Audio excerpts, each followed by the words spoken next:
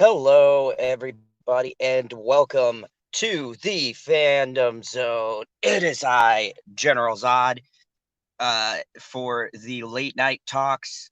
I was running a little bit late tonight because work, and also too, I was in the middle of finishing something that I hope to put a review out for. Um, I finally caught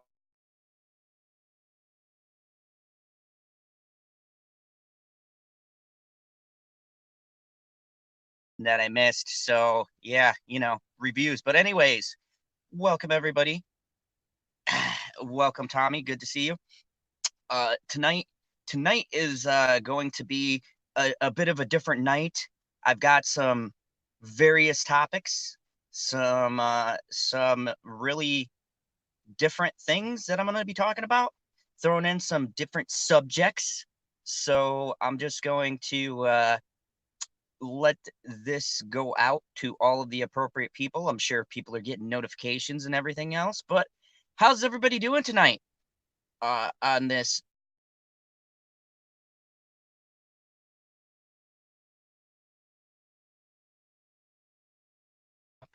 hanging out with the midnight crew? So let me just make sure I get appropriate the appropriate tweets out. I got everything pulled up and I am ready to go. Pull up the YouTube here. Let's see. Dun, dun, dun, dun, dun, dun, dun, dun. Let's see.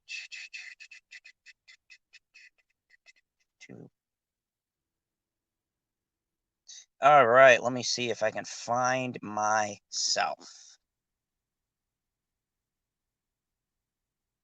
All right, let's see. Okay, here we go. All right. There we go. Found myself. Okay. So, how's everybody doing tonight? Tonight I am going to be talking about various subjects. I got some Game of Thrones. I got some talk about Doom. Yes, I am going to be talking about a video game here. I found it interesting because there's some articles on Doom and the media attacking video games. I mean, this isn't really anything new. uh, there's always been a debate about content in gaming, but the creators of Doom from ID have been getting a lot of different backlash for things in this game. And honestly, I can't wait for this game to come out. I've been waiting for a while. Um, so I'm super excited about this thing. Um, Also, I'm going to be talking about a couple of new things coming out. Penny Dreadful is coming out, and I was fascinated with this because uh, Penny Dreadful is going in a different direction, and I'm not sure I like the direction it's going in. So I'm going to discuss it with you guys tonight. It'll be very interesting. And of course, I've got a few things on Game of Thrones. Just when I thought I was out, they pull me back in. And there's an article that I want to read from that, from one of the people in the show. And it's kind of funny because the person who made a comment about the show is the person who had a character I felt got screwed over at the end of this season. And he doesn't understand the backlash behind Game of Thrones and why so many people are pissed off at the ending. Like, my metric for rating a show now has gone down tremendously since that show. I'm like, you know what? Even if this show sucks, as long as it doesn't end like Game of Thrones, I will be happy. Like, that's pretty much become the metric because I've never seen a show so well written just take a nosedive so terribly quick.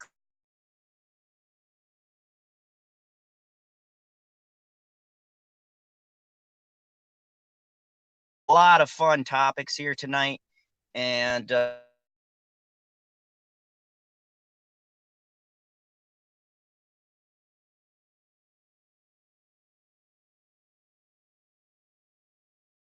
welcome. We'll probably pick up some more people along the way. And yeah, so I'm waiting for the rest of my bridge crew and waiting for them to join me here. So whilst I wait, what up, Senate? Good to see you. Good to see you here. So we got the Senate, I got Tommy. Awesome. Good to see you guys. And whilst I wait, I'm going to yeah, when I switch between apps, I sometimes freeze. While I wait, I'm going to be just kind of diving into some articles and just reading them out. So let me see. The first article that I have that I'm going to cover tonight, I have a article on Game of Thrones, and it's about the fan backlash. And the guy who plays Euron Greyjoy, which that character got severely screwed over, at least in my mind, from what he was in the book into the show, he explains that he doesn't understand the backlash with the show's ending. So not only does Euron Greyjoy's actor Paolo Ascobeck not understand fan backlash to the Game of Thrones ending, but he thinks it was perfect. He thinks the ending was perfect. Wow. Like I don't even know. I don't even know what to say to that. But anyways, uh a portion of fans were very vocal about the disappointment over the Games of Thrones concluding, which saw Daenerys finally become the Mad Queen, Jon Snow murdering her for her sins, and Bran Stark taking up the title of the King of Westeros. So, hold on a second. Where Oh, there we go. The common consensus is that the show felt rushed towards the end, losing its earned character development and nuance it presented so masterfully in the early series. Author of the books on which the show was based, George R. Martin himself, gone on record as saying that the series could have easily stretched for 10 seasons. For better or worse, that was not the path the show's runners, David Benioff or DB Weiss, opted to go down. Instead, wrapping up the series after 8 seasons with a shortened episode count for the final 2 years. While some of the cast sympathized with fans over their outrage, uh, good old Euron Greyjoy, I'm going to call him because his name is too fucking hard to say, doesn't exactly fall into that category, EW reports. Whilst on the red carpet in 2020 Screen Actor Guild Award, the man who portrayed one of the show's many antagonists stated, "When we had read through, we ended up doing a standing ovation for 15 to 20 minutes. It was a perfect ending, but people were upset because an era was finished. I kind of get it. I was a big fan of the show before I became a part of it, and if it ended in that way, I would have been angry as well." He went on to offer real life comparison to fan reaction. When something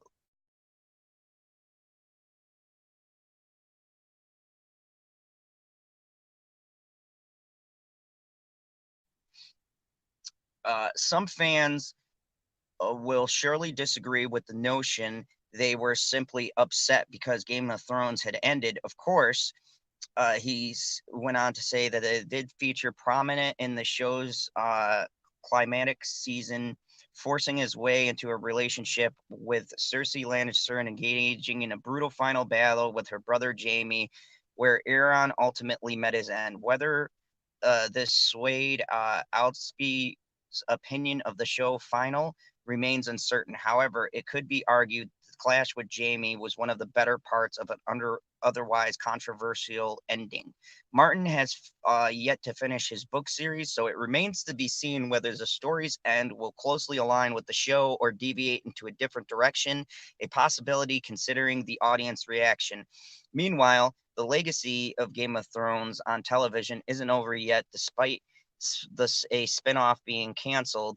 At the pilot stage, another focused on the House Targaryen already been greenlit, and many fans have disliked the final Game of Thrones, but more time in its world awaits.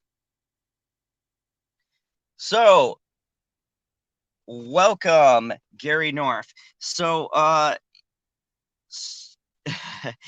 so it's really interesting. So this guy who played Euron Greyjoy, I'm not going to try to pronounce his name. It's some kind of weird sounding name. I'm going to guess, I want to say he might be Polish or something, but he was happy. He was happy with this ending, and he said he did not understand why fans were mad. And here's the thing: Euron Greyjoy, like the article said, probably had the best part in this whole entire show, which isn't saying much because even his fight was nonsensical and didn't make sense. But of course, if I was the guy who had one of the main battle scenes and I was highlighted, just like Sansa, who was like, "Oh, I didn't see a problem with the ending either. She became Queen of the North. Of course, she wouldn't have a problem with the ending. You got the ending that you wanted. This dude was happy with his ending. It baffles my mind that people could still come out and defend the end of this series. Like, I don't understand it. It's one of the Yes, yes, thank you. Thank you, Senate. It's one of these things where a show starts out really, really well. And they even said, and you know what, Gary? I don't blame you for not watching past season 4. But it's one of those things where a show is consistently good. And this always happens. And I find it with certain showrunners, they don't want to admit that they ran out of ideas or that they fucked up. This always happens. Like, certain shows do things intentionally, and then other shows, it's like, why are you still making excuses? Like, he's trying to say everybody clapped. I call total bullshit on that. I could tell you who wasn't clapping in the room. Dany wasn't clapping because, her character just does a 360 switch for no apparent reason, and then she gets shanked by Jon Snow in the most awkward and unemotional scene I've ever seen in television. Like, I love when these actors come out and, the show's over. He's not contracted, so why are you still defending subpar writing? Like, I know people probably go on and they'll be like, "Oh my God, Zod, Game of Thrones, why are you so angry?" I followed Game of Thrones since fucking season 2. Like, I invested 8 years. No one understands investing so much time in a show. And I mean, I understand television shows don't always have the best endings, but is it too much to ask for a decent ending? Just a decent ending. Like, everything was rushed. Nothing made sense. And you know what? I gave the season the first 3 episodes. I mean, I knew after the first 2, and I called it on various streams. After the first 2 episodes, I said, this is going downhill. Like, nothing makes sense. These things aren't being tied up. There's a danger zone. And I go on all these panels and people defend it. And they were like, no, man. I mean, it's just wrapping things up. It's going to make sense. And then The Longest Night You Couldn't See came out. And I said, man, for a show that spent so much money, it would have been nice to see the fucking episode.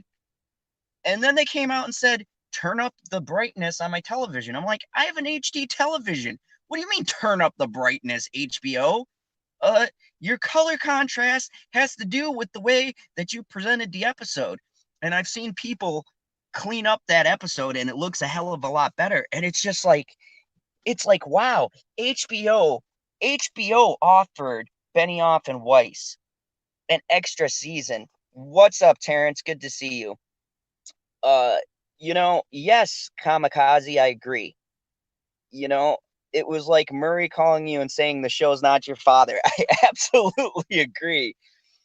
And yes, I got And I got that message from you, Terrence. That was very funny. Brightened my day, buddy. Thank you, a lot for that. But it's like, yeah, it's like you invest your time and your effort. And this is the thing that people, and I want to talk to you guys about this because everyone who follows my channel or various other channels, right?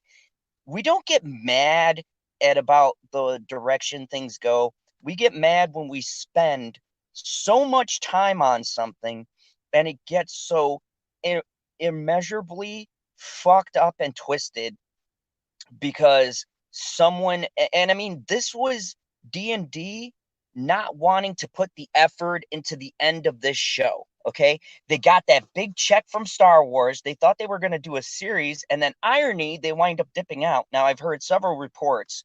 One says they were fired, one says that they left. I don't know what the actual story is. None of us ever will. But I can tell you one thing, that was a waste of time. You fucked over your main series to go to Star Wars, which is a wreck, by the way, under Kathleen fucking Kennedy, and you just screw over your fan base and you expect them to follow you in a new trilogy in a franchise that's already questionable.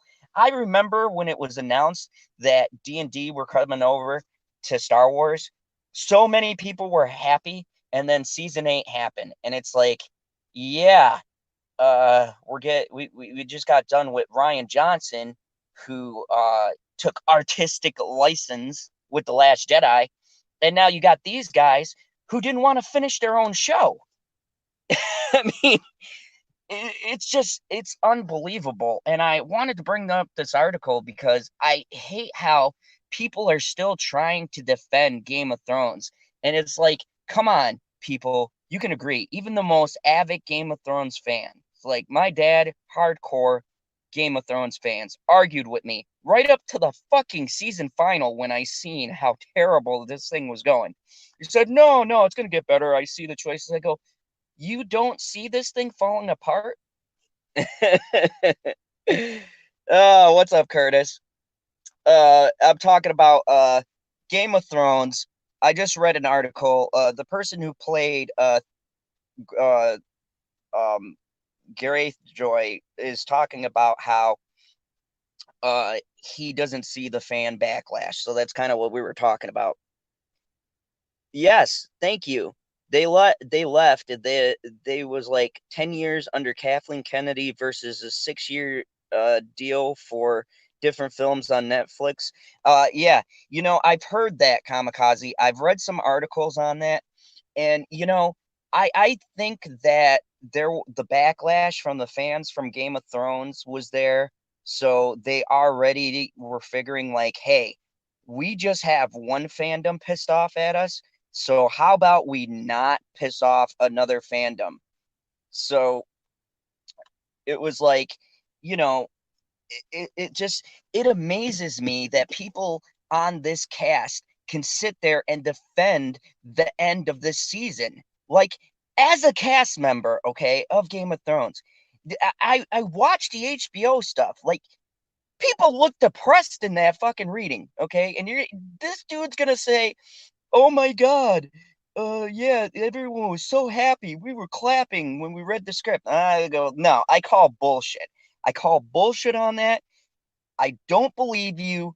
I don't believe a thing that you say. Okay. And goodbye, Terrence. Thank you for popping in. But it's like, come on. It's like, let's be real. Okay. You're not contracted to talk nice anymore. You don't have to bullshit us. Just tell us the truth. I mean, you can say that not everyone was happy. Okay. And it's kind of funny because I've got another article I read on this where Emilia Clarke, who plays Daenerys, apparently had a mental break after the show. Like, her part was so her part was so bad. Did she look at the script and go, "Oh fuck, that's it. I'm done. I mentally cannot take this anymore." So, I mean, you know what I'm saying? Leave your comments in there and just let me know how you felt about it. It's good, Kamikaze. I like the feedback because yeah, it's good to know I wasn't the only one, or PB, we weren't the only ones who felt like this was a total shit show towards the end. So, speaking of which, uh, PB, hopefully you're gonna jump in there. I see you in the chat. Come and come and join the general. Where you at? Um, Feeling kind of lonely. Need witty banter. I know you can hear me. Anyways, uh, so I read this and I was like, and I'm gonna swing back to that article later, uh, and talk about Emilia Clarke and how she had a break. She had a mental break after Game of Thrones. She was so distressed about how they did her character. She literally had a mental breakdown. That shit is hilarious. But if anyone in the chat, there's a show that I want to talk about right now. There is a show, one of my favorite shows that I believe it's on Showtime. It was called Penny Dreadful. I don't know if you guys has ever seen this show. If you have, go ahead and let me know in the chat. But one of my favorite shows. What's up, Generation Productions? Good to have you in here, buddy. Good to see you. There's a show called Penny Dreadful, and I followed it, and it got an unceremonious ending. So I'm going to read an article, and I got to tell you, they announced that they're bringing Penny Dreadful back, but I'm a little leery. Okay, so the setting is supposed to be in the 1930s, which takes it out of the Victoria era where it was first set. And I don't know why, people. I don't know why, but I'm feeling a little bit of politics because it takes place in Mexico in the 1930s. If they throw in border politics in a time period where that wasn't a fucking factor, I'm going to be seriously pissed. But I'm going to read this article for you guys, and you guys let me know what you think about this. So, this article comes to us from Entertainment Magazine. I love citing these guys. They're so informative. They're not. They're not. I hate Entertainment Weekly, but for basic show overviews, they're not bad. And it is a first look at Penny Dreadful. Natalie Dormer descends upon the city of angels. If you don't know who Natalie is, she was in Game of Thrones. She was unceremoniously killed off by the queen at the end of the seventh season. She played the love interest. I forgot the son's name there because it's been a while since I watched Game of Thrones, but she was the queen for a while before the tower got blown up. So that is her. And John Logan, Penny Dreadful's architect, was shocked, as the rest of us, to learn that there were more stories to tell. The show is a three-time Oscar nominee and saw its first iteration on Showtime, which concluded in 2016 after 3 series as a beautifully complete sonnet for Eva Green's Vanessa Ives. Eva Green did an amazing job. Personally, I think she's hot. Just a sidebar. But yeah, she was phenomenal in that role, and it was a pretty well done show. Josh Hartnett was in it. He was very good. So anyways, very shortly after Showtime was asking, would you ever reconsider doing more, Logan tells EW, he said, no, I've done that story. I've done gothic horror with literary characters, but if there's anything else that ever occurs to me, I'll get in touch. Then he says something happened. The world changed with such a systematic crash everywhere around us. More specifically, Logan points out, the world resurgence of political enthusiasm and activism, nationalism, and dangerous uh, demo. Ooh, I don't know what that is, and racism and altruism, which petty, dreadful City of Angel has uh, response to in it.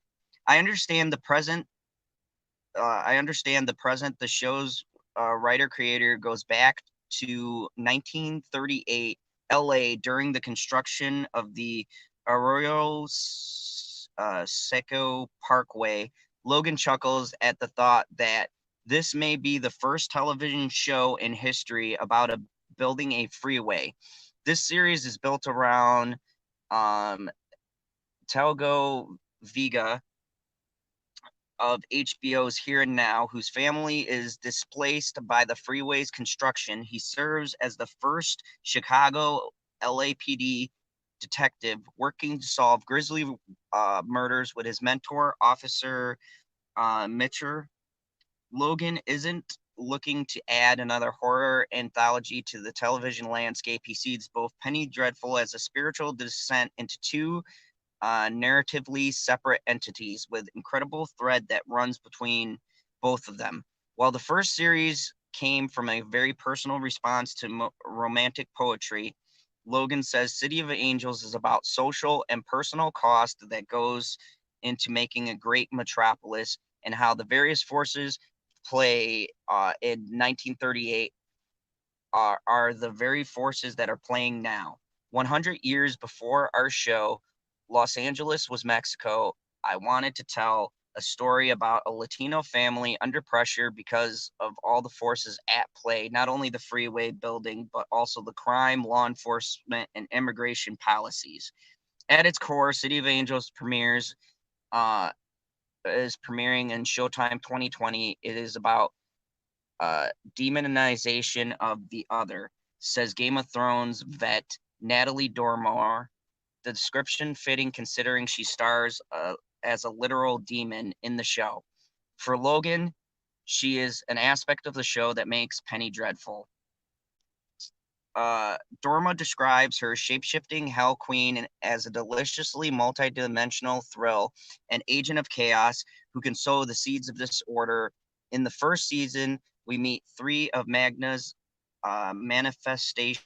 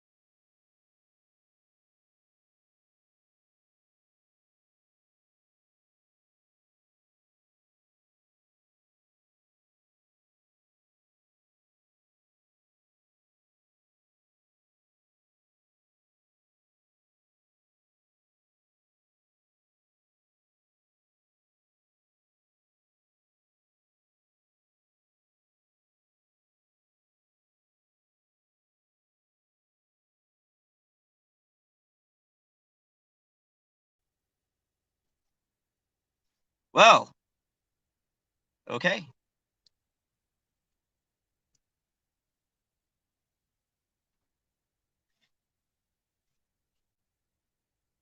So this show is going to be premiering in 2020, and I like to point out that a couple of things that stood out is that I liked this guy's directing style in the first Penny Dreadful, although I don't exactly uh, know why they chose to go into this kind of fashion with the show.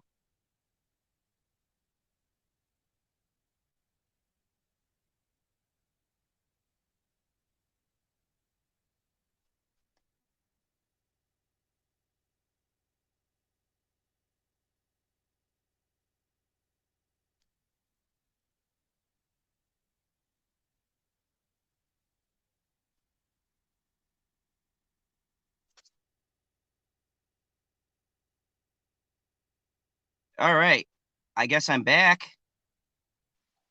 I apologize about that. I don't know why my thing just kicked me for a second. So, anyways, thank you.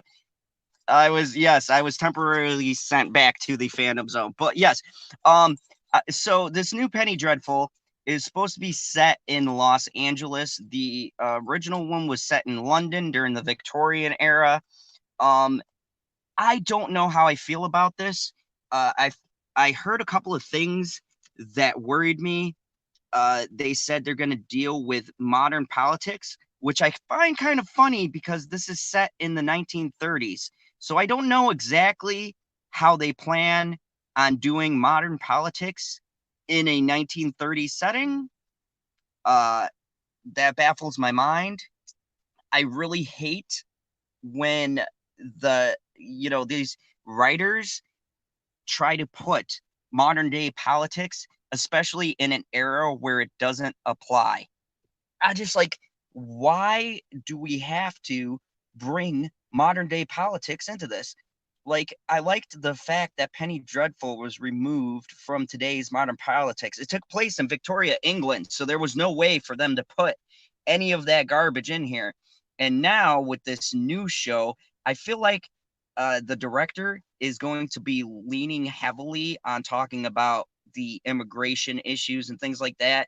And honestly, I don't want to see any of that. I so oh, PB, what why aren't you in here, man? Seriously, join me. Anyways, um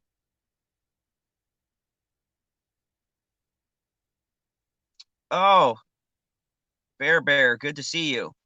Uh yeah, I'm just hanging out, just reading some articles.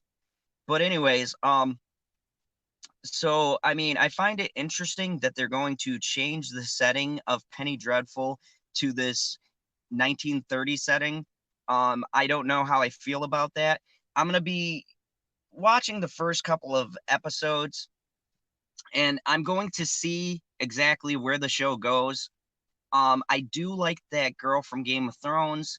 She was pretty good in Game of Thrones, and I'd like to see her as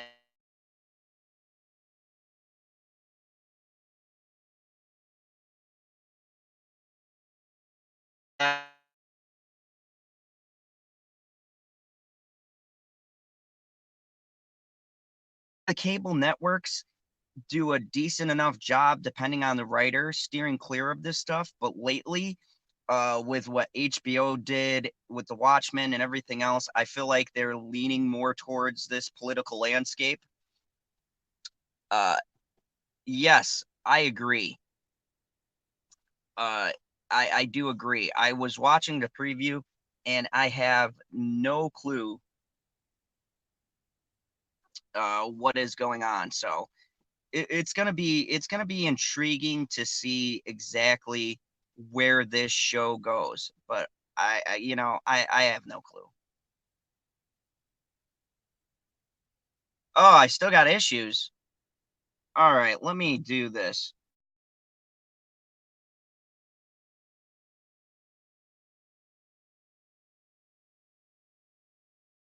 For letting me know. My Wi-Fi has been acting spotty here in the fandom zone. I have no clue. Kryptonian tech. But anyways, what do you guys think of this new Penny Dreadful coming out? Have you seen the original? Go ahead and let me know in the comments if that even interests you. I know the original Penny Dreadful was very niche. It had its own kind of audience, so a lot of people didn't really know about it. I may actually do a review on this, so it's going to be interesting to see where they take this series, where it's going to go. But here's to hoping they don't screw it up. Author Stephen Walton, welcome. Good to see you, buddy. I'm over here just reading some articles. We just read an article about the new Penny Dreadful coming out. Sounds like they might add politics, but I'm not really sure. So here's to hoping that they keep the politics out of it. So anyways, here is Mr. Stig. Welcome. How are you? I'm quite well. Had breakfast, and I was helping someone get an old video game to work on a new computer. Ooh, what old Yeah. video game? Knights of the Old Republic 1. Oh, gosh, that takes me back. Also, That was such a great. Mary sends her best wishes to you. Oh, yeah. I miss chatting with Mary. I'd love to do a live stream with her just because I miss like doing having her on and things like that. I know she's super busy now.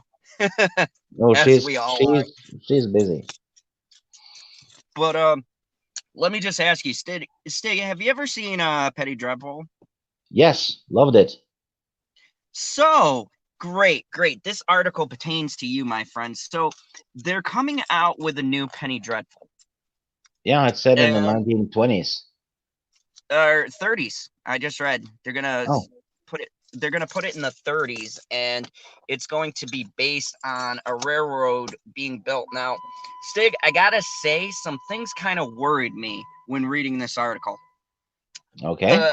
The showrunner, who is the runner from the original, said with everything that's happened with the political climate, he wants to try to incorporate this into this new show.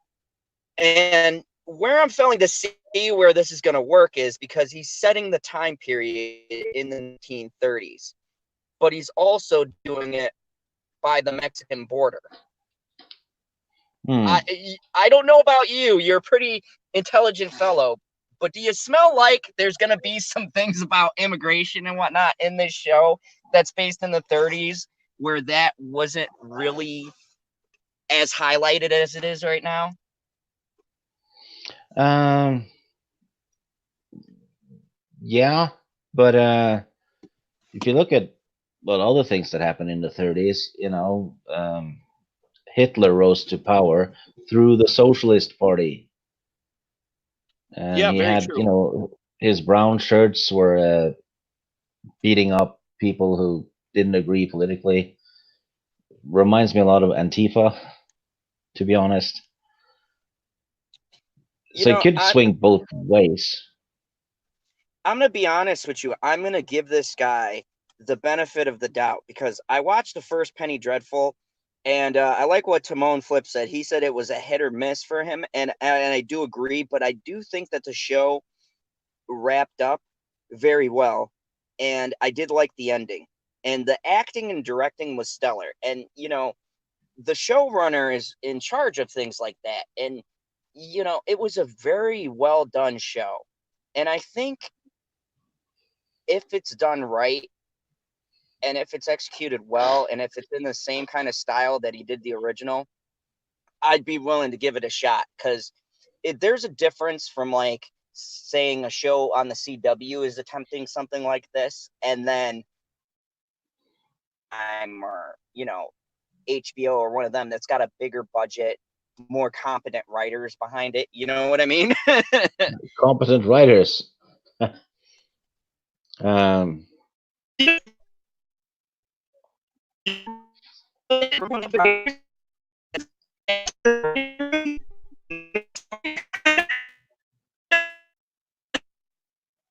You're very robotic.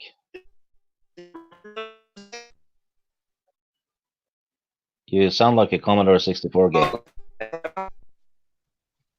All right, have I sounded better now? This thing has No. been on the fritz all Yeah. day. Okay, thank you. Well, Well, yeah, you remember the if you look at the first seasons, though, it was so well acted.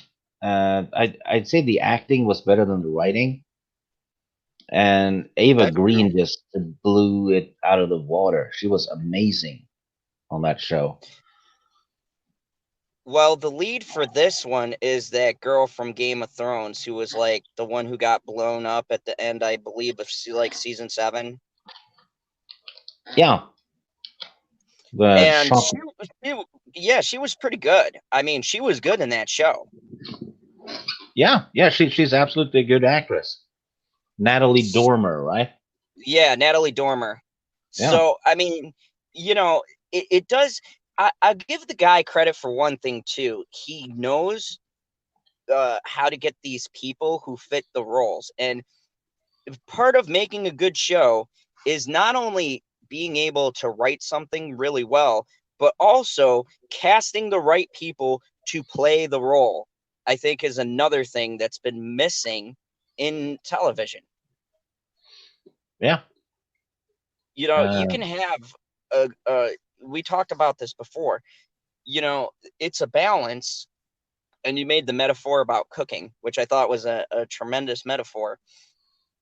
But really, it takes a balance of everything. So yeah. He's proven before that he's very good at casting, right? So I yeah, guess just let's wait and see. It yeah, could that's what be I heard. just as good as the previous one. I don't know. I don't know enough about it. I'd like to see Yeah, more of the casting and more of the, maybe a trailer. I know we haven't even gotten a trailer. I just went on entertainment and got some screenshots. So Yeah. what's up, Justin? How are you?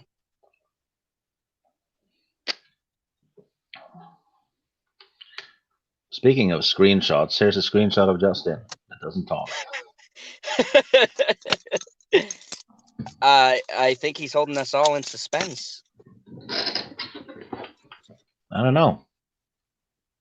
I honestly don't know what he's doing. No, TechCom, you did not miss Natalie Dorner. We were talking about the new Petty Dreadful, and we're talking about how she was really. I feel like that was a great cast for this new series. She's playing the bad guy, so I'm really interested to see that too, because in Game of Thrones, she kind of played. I don't know, a good guy, you'd say, maybe someone just. There's really no good guys in Game of Thrones, actually, but. Yeah. Well, Sir Davos. Yeah, Sir Davos. But even he was kind of like he's kind of like, the pirate, I don't know, like an anti-hero. I don't Yeah. know where you'd you'd place him in the whole grand scheme of things, but yeah, I agree with you 100%, Stig. I think this is gonna be a wait and see thing for me. So Yeah. I hope they bring back that vampire hunter lady that showed up oh in the yeah, final seasons because she didn't get to do much no, because not at all. they canceled the show. Can you hear me now? Yes. Yeah. Hey. What's up? We're talking about I was just going over Game of Thrones. I'm gonna get to a funny article I found. And also we were talking about Penny Dreadful has a spinoff coming out called The City of the Damned. And it's going to take place in Los Angeles. Pretty actually appropriately named. I guess. It's What gonna the fuck is Penny Dreadful? It's an Oh my, awesome horror show with yes. Yeah, yeah, sure. Made Tim, for the modern era. Ugh. yeah, it has No, Timothy Dalton, Ava Green, and Josh Hartnett in it. All right, but is it good? Is the story Yes, good? it's yes, based it's on the been, old classic horror stories like Frankenstein and But it's a Dracula. new show. Yeah, no, well, a couple of years ago. a couple of years Oh, ago. It was in like 2015, 2016. okay. Yeah. Well, what's the reason for bringing it up now? Well, they're doing another spin-off, and the same person who wrote the original pilot is making a new spin-off of it. Oh, what else is new? That's gonna, Clearly well, not the this. first one takes place. Well, the first one takes place in the Victorian era. This one's gonna be in the 30s. Oh, okay. It's kind of, yeah, it's kind of like what American Horror Story does when they switch, like, kind of like anthology wise. So this is going to be new characters, new setting. Interesting, but So, not for me. well, Fair yeah, enough. I figured. Actually, I did want to bring up something that TechCom brought up because he was asking, and there's an article I wanted to read about Emilia Clarke and her mental break after Game of Thrones. And I had to read this because if I read her character, I'd have a mental break too. You're like, I was on this show 8 years, and this is what you guys do to me. Ah! So I guess she became the Mad Queen in real life. Oh, that's terrible. But I'm going to pull up this article really quick. You guys can still hear me, right? I'm not going robotic. Yeah. Yeah, Okay, good. what? So it says, why Emilia Clarke never mentally recovered from Game of Thrones. Because it was method acting. The Mother of Dragons hasn't been the same since she conquered Westeros. Since She was alive before. yeah, you know, being dead to kind of do that to you. But ever since Emilia Clarke wrapped up her role as Daenerys Targaryen on HBO's hit series Game of Thrones, she has spoken out about some tougher moments she faced both on and off screen throughout her incredibly challenging, highly looted, and decade-long role that made her an international star. The actress survived plenty of harrowing times, no matter how much fame she accumulated or she's racked up. Between real-life medical issues, hairpin turns for her character, and uncomfortable experiences on set that left her feeling flustered and powerless, Clarke went through just as difficult journey as Daenerys did through 8 seasons and 10 years. As Thrones was wrapping up its run, and in the time after the series concluded, the extraordinary candid actress has opened up about some of her biggest struggles, and it's not hard to understand why she hasn't fully recovered from Game of Thrones. A brain aneurysm left Emilia Clarke's Game of Thrones future up in the air. As a fresh-faced star on a huge HBO show, Emilia Clarke was destined for stardom through a demanding performance as Daenerys, but it wasn't until the spring of 2019 that fans realized just how much It's not personal... Daenerys. It's Daenerys. How do you fuck that up? Because I'm Zod. Anyways, You how did that much on purpose, you asshole. How much personal comfort she truly sacrificed for the role. In a New Yorker piece that ran in March that year, Clarke admitted that she suffered 2 debilitating brain injuries while filming the first 2 seasons of Game of Thrones, both of which could have ended for a second her I thought you career. said just 2D. No, 2 You fucking pervert. debilitating. After experiencing a serious brain aneurysm right after she wrapped filming on the show's freshman season, Clarke thankfully recovered, but was left frightened, depressed, and anxious about whether or not she'll be able to continue working. The actress suffered from, uh, what the fuck is that? Aphasia? Uh, aphasia?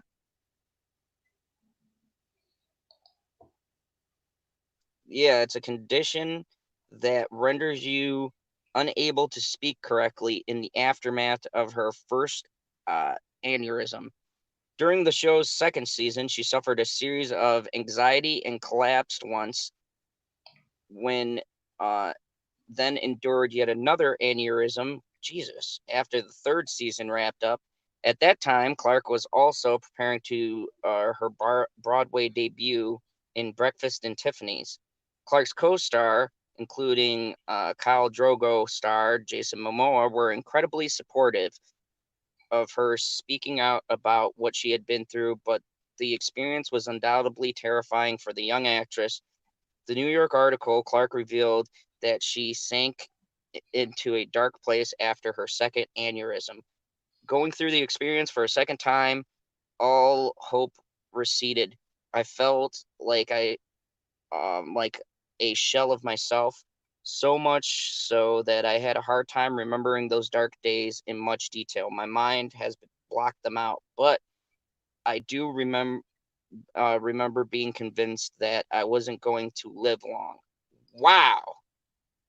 Experiences on the Game of Thrones set left Emma Clarke uncomfortably self-conscious. Beyond the frightening off-screen medical struggles, Emilia Clarke also endured plenty of hardships on the set of Game of Thrones. In November 2019, she admitted that some of her nude scenes were difficult to handle, particularly because she felt both powerless and pressured as a young performer on the cusp of international stardom. As a star of a show that literally coined the term sex position.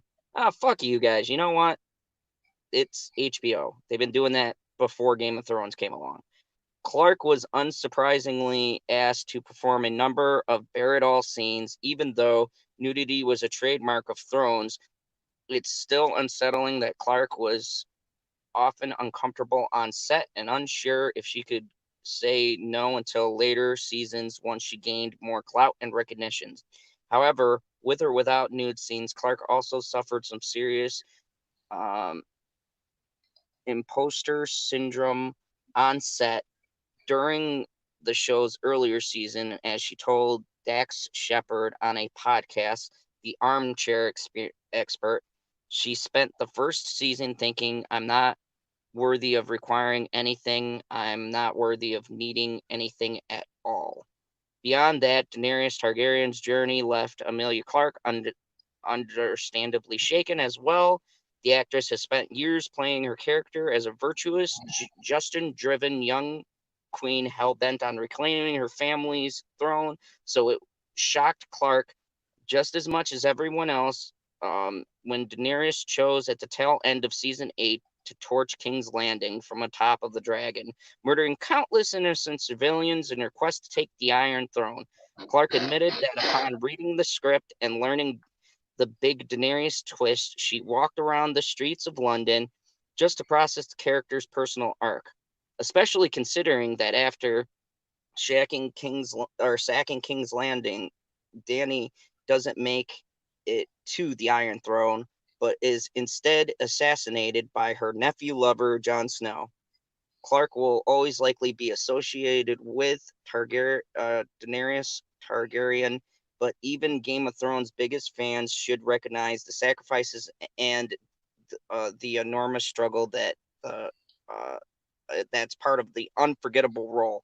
Blech.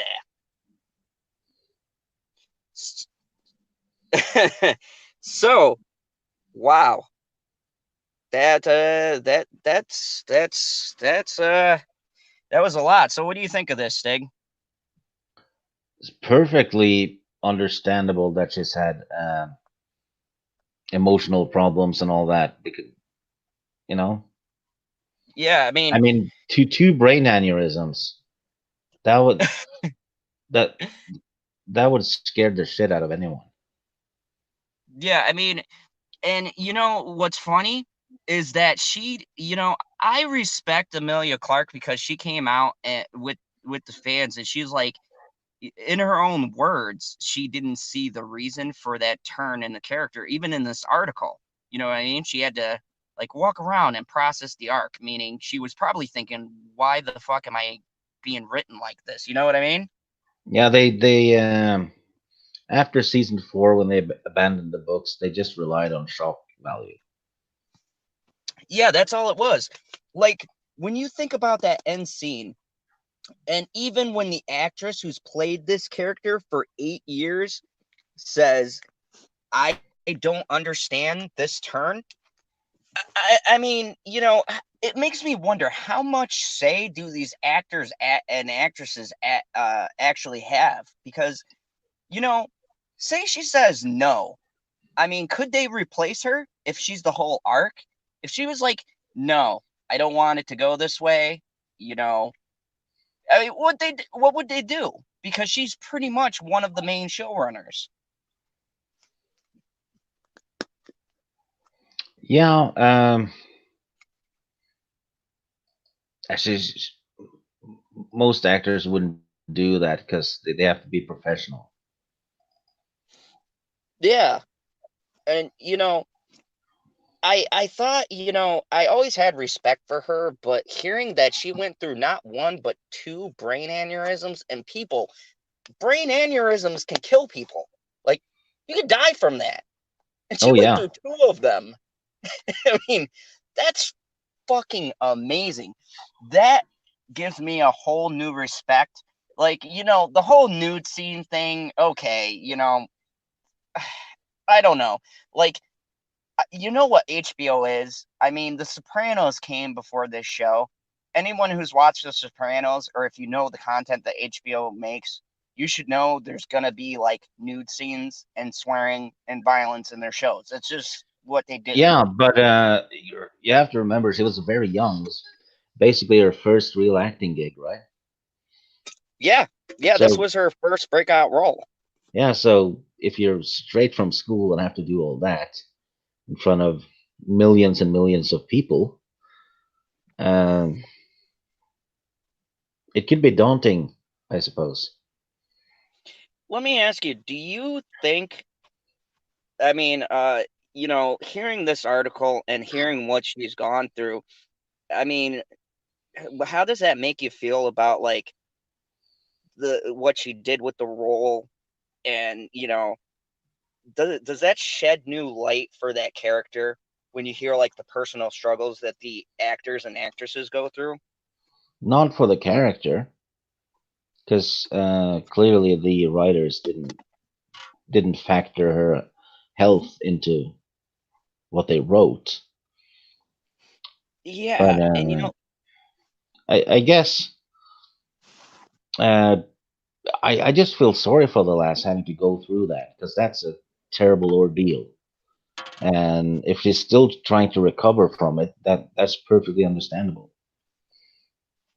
yeah, and she's the only one who's came out, and like like that one convention that uh D&D were supposed to be at, and they just didn't show up, and the actors and actresses were pretty much like left on a lifeboat all alone to answer questions from pissed off fans. She was one of those people, and I give her like a lot of props. Like, hearing all of this shit that she went through, as a person, and I've seen her in this movie called Last Christmas, and she was actually really good in it. I thoroughly enjoyed that movie. I think I have a review of it on my channel. And And picture going through all of that, and you're in pain, and you're basically sitting there thinking, I had two aneurysms. The third one will probably kill me or something, right? And you're yeah, still learning your lines and showing up for work. That's yeah, uh that's a big damn hero. oh yeah, that speaks volumes about her character. And you know what? this pisses me off more at D&D, because the fact that you have people that dedicated to bringing your show to life, and you can't even give them the ending that they deserve. Like, you can't give their character a good ending. You can't give them the justice that they deserve. All of the blood, sweat, and tears, like literally the shit that they put themselves through to bring your story to life, and you can't pay them the respect to finish it properly. Yeah, I mean, the only character that had a good ending was Sam, Yeah, yeah. and I mean, Braun, I suppose. But even Jon Snow's ending did not make sense because they send him to the wall to join the Night's Watch. But there's no point in the Night's Watch when the White Walkers are dead. They're yeah. only there What are to they protect. watching? Yeah, they're only there to. The whole point of them was to protect the realm from the White Walkers. That's why the wall is there. So they send them back to look for more White Walkers. I don't know. They Like just the didn't whole, explain. yeah, the whole thing, that whole ending is nonsensical. And now reading this article, it really just grinds my gears, because you have actors and actresses, like, when you watch the behind the scenes and stuff, these people care about what they do. At this point, when you have a show that runs for 8 years, it becomes like a family, and you hear it all the time. Like Yeah, with the show The Sopranos, that those characters literally grew up together, right? I mean, when you have a cast that strong, and it only happens for certain shows, it happened and with the then the Lord of the Rings movies too. yeah, because they shot for so long, Yeah, and you can get that acting from these people, and you choose to self-sabotage your own story. I don't understand it, Sig. I mean, let's just take the material out of it. Do you believe that they honestly, if they took their time, couldn't have written a way better ending than what we got? I refuse to think that that is the only ending on that could have been ever conceived.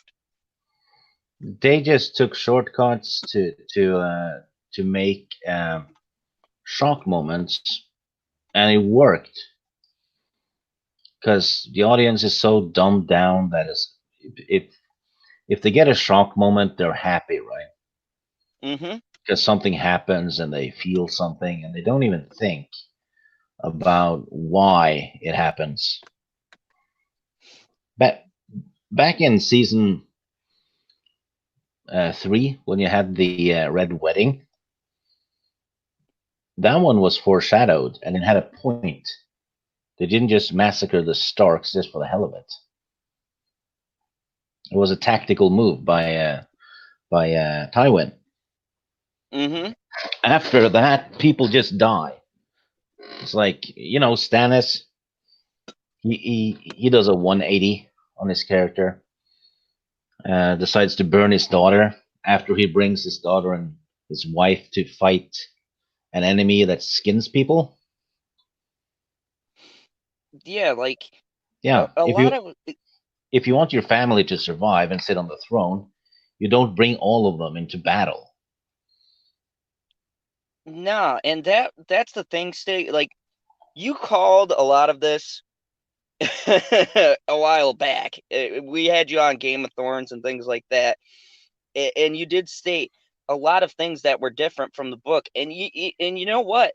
It's okay to deviate Yeah, from the material, but yeah, like you said, when you're doing characters, like character changes or changes to establish character that doesn't make sense, that is when it becomes a problem in your show. I mean, you can deviate from the source material. I mean, a few things have done it and done it successfully. That's not the issue. The issue is when you establish a character as one way, and then because the plot calls for it, you completely change the character. You can't think outside the box, so you flip what you've established about him. And, at that time, we all had our Game of Thrones goggles on, right? So everyone wasn't noticing this stuff. But now that I'm going back through and watching it, I do start to see the inconsistencies right about at season 4. Yeah. Like right when you get to there, you can kind of start to see where a lot of the characters and things are not doing stuff that's in character. Yeah, And it's deviating from the book is one thing, but they're deviating from their own show. And after season 4, you start noticing that distance doesn't mean anything anymore. Everyone's just yeah, teleporting around, and people start dropping like flies just every second episode or something because they need another shock. I mean, look at Sir Barristan, right? He got killed in an alley like a punk. he yeah, he never did anything in the story that changed the story. You can but remove all his scenes, and and the story will be exactly the same. and that is the problem, and that's a problem that a lot of writers face. And I mean, even when you're talking about material that is created, just something that a writer comes up with, right? When a show runs so long that, and this is the problem with television, is that they start to they start to run out of ideas, and then they get the idea to deviate from the character development that they had set up in their own show, and they start breaking the rules of their own verse. And when Yeah. you start breaking the rules of your universe, then it becomes messy and convoluted. And that is what happened to Game of Thrones. And I don't buy this, oh, we didn't have enough material nonsense. Well, they Because spent 4 episodes on book 4. Book 1 got a full season, so they just rushed through book 4, and book 5, which is the biggest one, got 6 episodes. And then they complain about, no, there's no source material left. I was like, well, you left out probably 2 or 3 seasons by rushing through it. yeah, and they left out some different characters and things like that, and it Yeah, it boggles my mind. even though they're mentioned in the bonus material, the characters they left out, and some of them are even mentioned on the show, because Theon mentions how many uncles he has, and one of them is not even mentioned on the show after that. They just got rid of him. TechCom says at General Zod's Phantom Zone, the problems started in season 2. Book 2, Dany was protective of her handmaidens and calm. Season 2, hoard her handmaidens and was shouting like a spoiled brat. And Timon Flip said book 4 is so boring. Yeah, it's book 4 is kind of, well, book 4 and 5 are basically one book, but I guess it's boring in the sense that nobody dies, but everything in it is important. So the payoff will be in book 6 and 7. Yeah, and here's the thing that's the problem. I can understand that when you have a television show, it's a different medium. And this is the problem with converting books to television, is that there's things in the book where exposition, you can use your imagination to kind of like weave what they're saying and things like that. Whereas in a show, it's hard to translate what's on the page into like a format where you see it on screen and make it compelling. Like you Yeah, and said, book 4 is slower. So you have to add a lot more dialogue, because you can't do internal monologues on TV, right? yep. So if someone Yeah. figures something out on TV, you have to have them talk to someone about it instead of just thinking it. TechCom is doing a super chat. He said, and where was, well, it's Lady Stoneheart, aka revived Cat Stark. In season 3, they set up Lady Stoneheart with the Arya scenes where she's talking to Beric, and it was almost a full episode where they're setting it up. and then they ditched it. They Yeah, just it went nowhere. That it happened felt quite a few times in the show. They just set up something because it was in book 3 or 2 or something, and when it deviated, they they just left that stuff behind. I mean, what happened to Dario, the yeah. guy the guy Daenerys was in love with? He just vanished. They forgot about him on in Marine or whatever. Yeah, like there was no explanation, no nothing. And that was the problem. And now, Stig, some of the stuff that we talked about before and stuff like with Revive Cat Stark and stuff like that, do you think it might have been an issue of budgeting, or was it just a creative choice? Because Creative we choice, don't, because they I still mean, kept they still kept Beric around. He sacrifices himself to revive Catelyn, so oh, he was just in the story just because they didn't have Catelyn, right? yeah, yeah. That's very, like, it's so interesting to me to be like, what if they just, like, they kept some of the elements and then like George made a layout and said, okay, this is a roundabouts where my book is going to end. This is what I'm setting up. And you guys, kind of do what you want. Like, I feel like that's what George wanted them to do. And they deviated so far Yeah. from the plan. If you remember in season 3, I think it's season 3. Early on, Sam and Gilly are escaping from Yep. Craster's place, and all of a sudden, the Ravens go haywire, and they lead the White Walker to the baby that they're carrying. The Ravens do that, and Sam kills the White Walker, and then the Ravens freak out and attack Sam, and then Sam and Gilly runs off. And then a couple of seasons later, we find out the guy who's behind the Ravens are fighting the White Walkers, right? That makes no Yep. sense. He led the White Walker to Sam in an earlier season, and then attacked him after he killed the White Walker. That's a big change from the books because it's the old guy in the cave is the main villain. He is the Lord of the Light. The books have pretty much uh, spelled it out so far. He's the big bad, and if the Lord of Light is dead, how come Melisandre can raise Jon? Right? Yep. There's no Lord of Light around to give her those powers anymore. And the Lord of Light plotline Yeah. didn't even go anywhere. It was just, No, it was a waste of time. yeah, Melisandre just keeled over.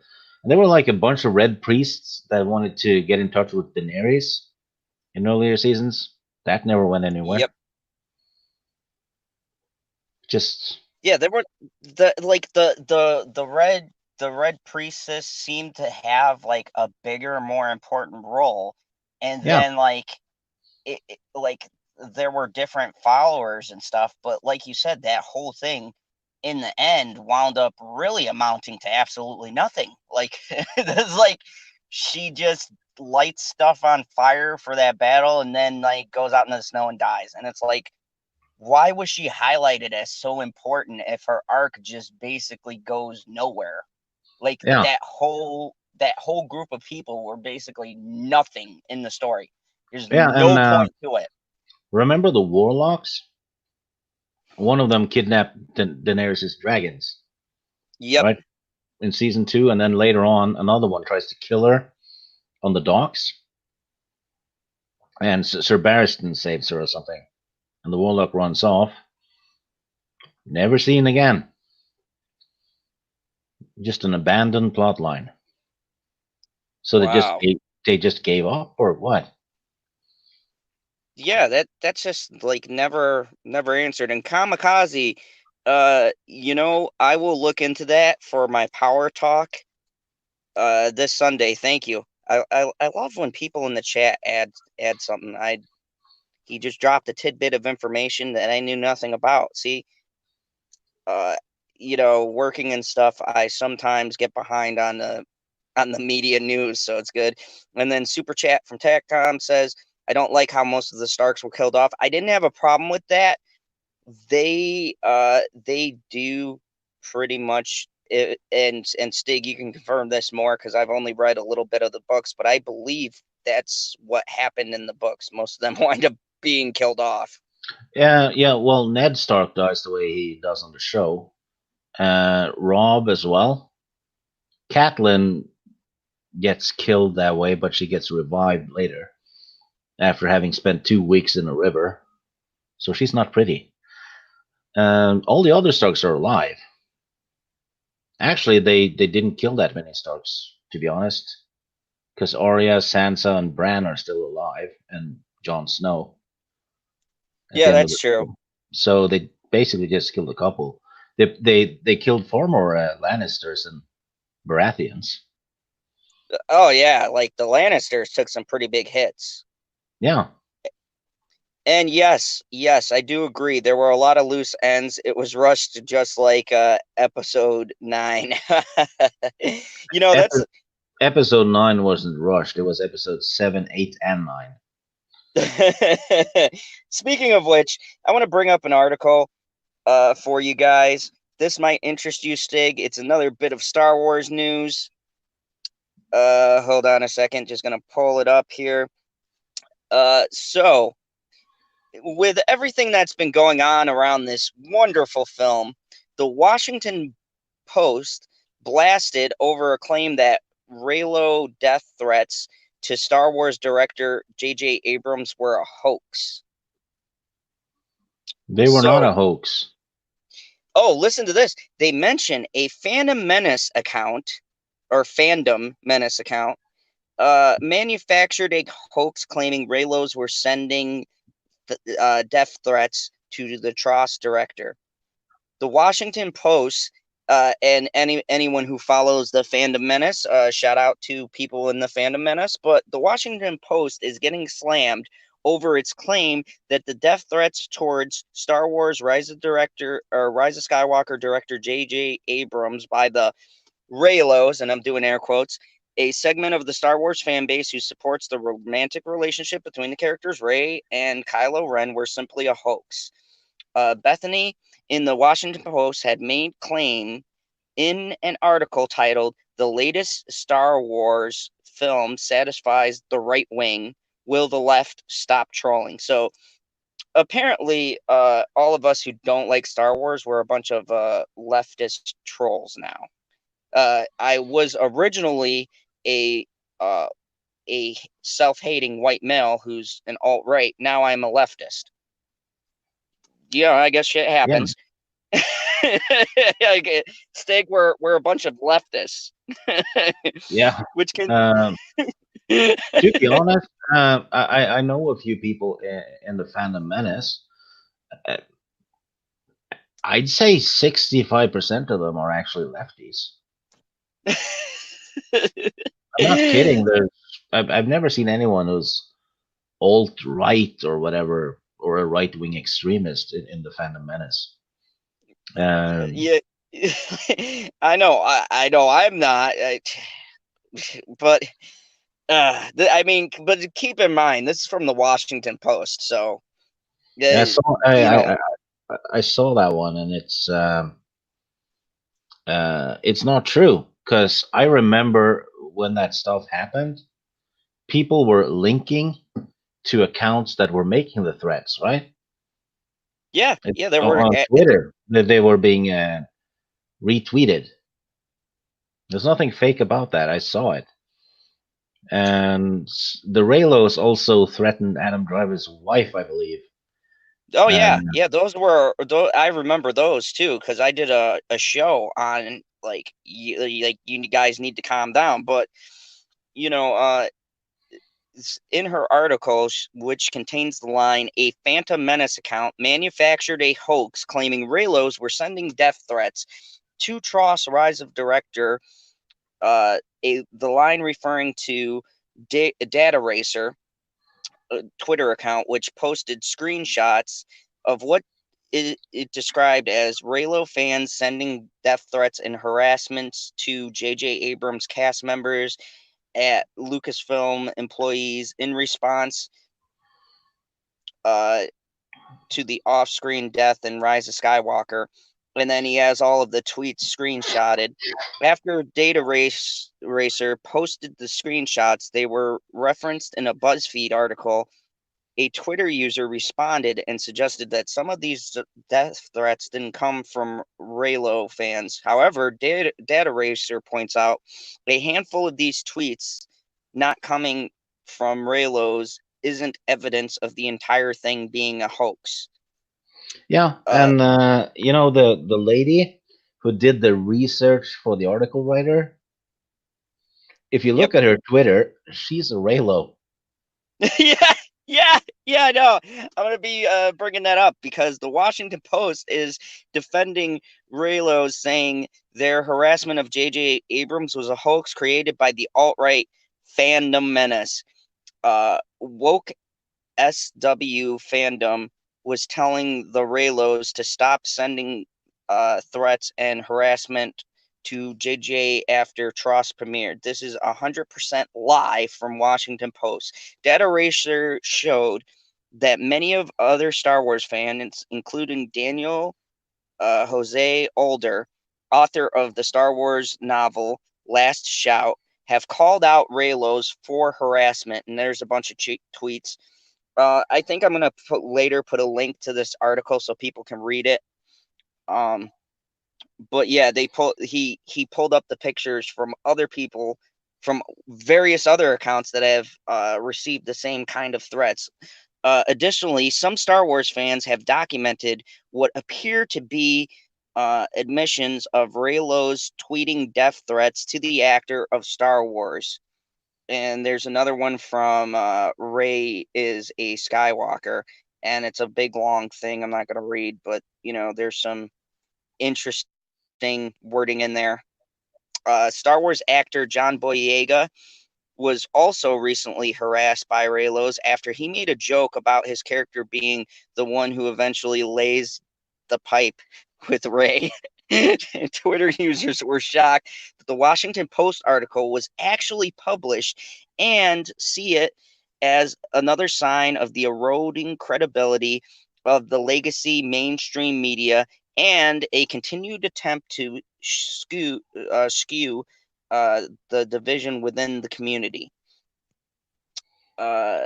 There's a bunch of tweets here. Okay, the article is the latest of several recent controversies that have plagued Star Wars The Rise of Skywalker and the most recent Star Wars trilogy. Rotten Tomatoes audience scores for Star Wars The Rise of Skywalkers have been stuck at 86% since passing 6,231 views, which has raised suspicion amongst fans after a Wikipedia article on the latest Star Wars trilogy showed the site is using questionable source to present this diverse series of movies as being the best of the franchise. Yeah, the audience score has been frozen at 86% for almost 100,000 votes. It hasn't gone up or down, which shouldn't even be possible. It should go down and up, or depending on whatever, right? It shouldn't stand completely still. Yeah, it's been very suspicious because I was watching a great document, and if you guys don't know, shout out to Echo Base Network. They did a collaboration with Doomcock. He does a narration of the whole entire. It's like a documentary from when Force Awakens was announced and the slow decline. And I'm watching it today with my girlfriend. And she's not a Star Wars fan at all. I know it's blasphemy. Don't hit me in the chat. She's great. You guys all know Bitchy Unicorn. We love her, but she's not a Star Wars fan. But she's sitting there watching it with me, and she's like laughing, and she's like, wow. Like, when you see the reactions from when Force Awakens comes out and then Last Jedi, And Rise of Skywalker, it's like this slow, you could see like how it goes down, right? And you know, you see the Rotten Tomatoes, you see all of the critics, and now these pieces of shit media shills have been writing Star Wars fans for years now about this and how we've been saying where this is going to go. Now, all of a sudden, the Shawn Mendez's and the Entertainment Weeklies and all these other fucking shills are acknowledging that this movie had no plan, no direction, no nothing. Now Yeah, these media people are being called out on articles like this. Where was this months ago? How many of these articles were being written that we were saying was slanderous lies? I mean, yeah, and this article was out as a lie. when people pointed it out 2 years ago, they got labeled racist and sexist, and now the same people who did that are doing the same thing. So, by their own words, they are racist, sexist too. Yeah, yeah. I mean, and you know what's funny? I pulled this article up, and you know we're finally catching the mainstream media in lies. I mean, in lies. They're like they're being caught lying about this stuff, And I'm and also this is a kind of wondering um, if they actually look at the fandom menace stuff. It's not an organized thing. It's just a hashtag. It's just people who are uh, disagreeing with the way Star Wars is handled or Star Trek or something, right? It mm-hmm. it it's not a website with a bunch of members. It's just a Yeah, hashtag. It's just a hashtag. It's not a group. There's no leader. There's nothing. But yet they keep describing it as it's this organized movement thing with a lot of members. It's nothing like that. yeah, and it's mind-boggling. Like, let me tell you something for everyone who's new on my channel, who doesn't know much. And don't worry, TechCom, I saw your super chat. I never liked the illicity thing. And RIP Oliver Queen. That's my boy.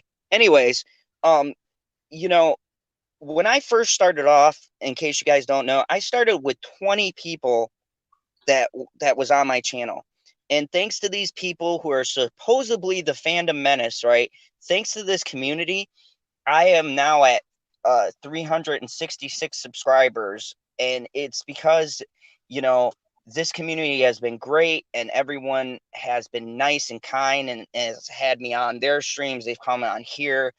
And, you know, this is a great community of people. And, you know, we all have different political ideologies. We all have different things we like. We all disagree on stuff. We are brought together by the fact of we share this common franchise that we grew up with, that, you know, Stig, you grew up with. We all grew up with Star Wars and we love it. And they seem to think that we're coming from a place of hate, but it's a place of love for what Star Wars is, for what it's done. I mean, for how iconic of an IP that it is. Yeah, And if and these, I'm not fandom menace. You know, I'm not a YouTuber or anything. So I'm looking at all this kind of a bit from the outside. But Chris Knight, he liked The Last Jedi, right? mm-hmm, Nobody has harassed him for it. He's always been just as welcome on streams and whatever as anyone else. yeah, So that just destroys their whole narrative that fandom menace people are attacking everyone who doesn't agree. Look at yeah. Chris, right? Chris is a great guy.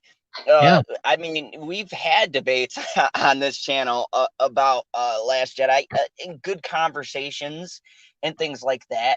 And you know, we're not combating the people who have an objective opinion. I like to think of this whole thing, this community, as an a place where you can have objective opinions. And that's the problem. The media is playing this in reverse. They're the ones who are attacking people who have different opinions, because Hollywood and the rest of the media has reached this place where they got that, you're either with us or you're against us. And that's not how it works for everyone else who's a normal thinking, logical human being. It's the way society is today. It's so polarized. It is. Yeah, and it's made its way into fandoms and everything else. I don't know much about Comics Gate or anything like that, but I'm guessing it's much the same. Yeah. I know a wee bit because I've read comics books. I know a couple of people who are part of that, and it's the same type of thing. And the sad part is, it actually, I think, started hitting comic books a little bit before it got into the Star Wars franchise. Comics had been going through this a little bit before us, and they've been calling that there was this shift in this movement in the comic industry where they're politicizing, things like, Captain America, Batman, Superman, gender swapping, all of this other stuff that's unnecessary to the story. And, that's the thing that is upsetting, and here's the funny part. You can have a message in your product. That's not the issue, but it's the way you write things. It's like forcing your opinion or your view. Look at the old movie, Stig. Me and you are a bit older, right? We grew up with older movies. Look what they did in the 70s, right? With the protests with Vietnam. How many good war movies were made that were direct protests against that war? And I mean, vets died there. I've talked to a lot of them. It was a horrific war, but they still tastefully did these movies that got their point across, and they didn't have to beat you over the head. They had Platoon and Full Metal Jacket and all these Yeah, great iconic films that it had a message. it's the old But writing rule, right? Show, don't tell. exactly. People want to watch entertainment; they don't want to watch a lecture. Um, and the good directors and storytellers gets their views across by adding it in an organic way in the story, instead of just having a character give off a speech about animal rights or whatever, right? Yeah, I mean, if you want to make that movie, then don't call it Star Wars. You want to make a passion piece, then it's your God-given right to make what you want to. That's the great part about being in our country. If you have something to say, unlike most countries, you can say it, Yeah, you can write your ideas down. Our problem is, don't come into a story that's been established for years and then inject your views into that and change something that's been already created and done before. If you got an idea, then make a new idea. I mean, I'm even tired of reboots and remakes. It's the same old argument. If there were, if you want to do a different story, don't call it The Lion King. Call it something else, Why do you have to take something that's already been done, that someone already put their creative and brilliant stamp on, and then go, okay, I'm going to use this story, but I'm going to completely change everything about it and put this, this, and this in? Well, then it's not the same story.